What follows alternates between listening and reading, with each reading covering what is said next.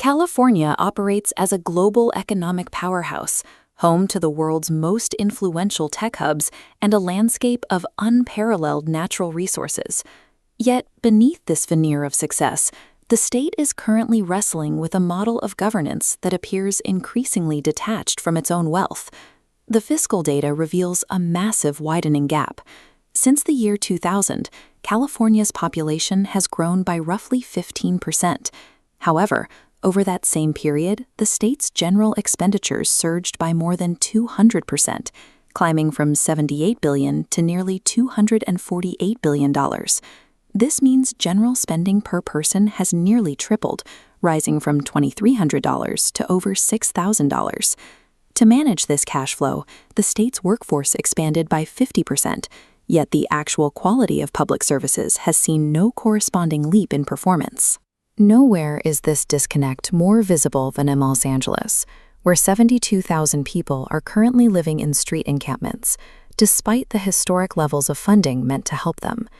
The state is spending record sums, while street conditions deteriorate, a contradiction suggesting the money moves through the system without ever reaching the pavement. Right now in Los Angeles, 250 brand-new, tax-funded apartments built specifically for the unhoused are sitting completely vacant. This creates a mathematical impossibility. In a city where tens of thousands occupy the sidewalks, how is it that fully paid-for housing units are left without tenants? This physical vacancy has triggered a massive federal intervention. The government has abruptly frozen tens of millions of dollars in funding, originally destined for the Los Angeles Homeless Services Authority, or LASA.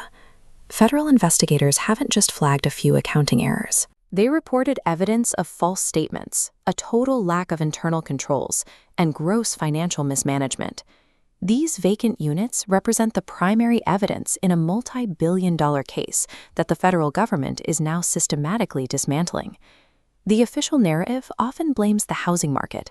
They argue that California is simply too expensive to build in, citing figures like these. The LA metro area issued only 118,000 building permits recently, while Atlanta, with half the population, issued 163,000. But using the housing shortage to explain the encampments is a deliberate distraction. High rents and mortgage rates are middle-class struggles. They do not explain the failure of direct intervention programs. The price of a suburban home has no influence on whether someone moves into a pre-constructed, fully subsidized apartment that is being offered for free. The existence of those 250 vacant apartments is explained by a specific street-level reality. Many unhoused individuals are reportedly refusing the housing when it is offered to them. Blaming the market is a convenient way for officials to hide the fact that their outreach and housing models are fundamentally failing to engage the people they are supposed to serve.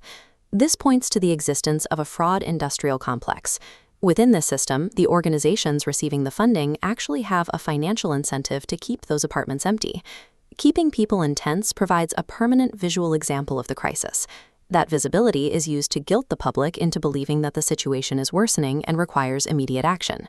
This guilt is then weaponized to demand even more taxpayer money to fund additional housing projects and nonprofits, which leads to a self-sustaining cycle where the crisis never actually goes away. A state audit revealed that California spent $24 billion on homelessness over 5 years, without ever tracking its progress or measuring actual results.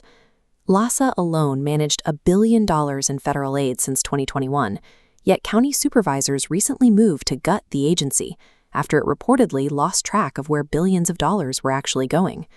Solving the problem would effectively end the funding. For this industry to survive, the crisis must remain on the street where everyone can see it. The fallout has finally begun. Local and federal leaders are stepping in to seize control, with LA County supervisors already moving to strip LASA of its funding and authority. Critics claim that cutting off federal funds will only hurt those living on the streets, making a bad situation worse. But the real damage is done by continuing to fund agencies under investigation for fraud. Every dollar lost to mismanagement is a dollar taken away from the legitimate organizations that are actually doing the work of alleviating poverty. The victims aren't the bureaucrats losing their budgets. They are the vulnerable people on the sidewalks who are used as props to justify billions in spending they will never see. Unmonitored public spending facilitates a parasitic industry that relies on the visibility of the crisis to guarantee its own future funding. Accountability is the only way to ensure that compassion actually leads to results.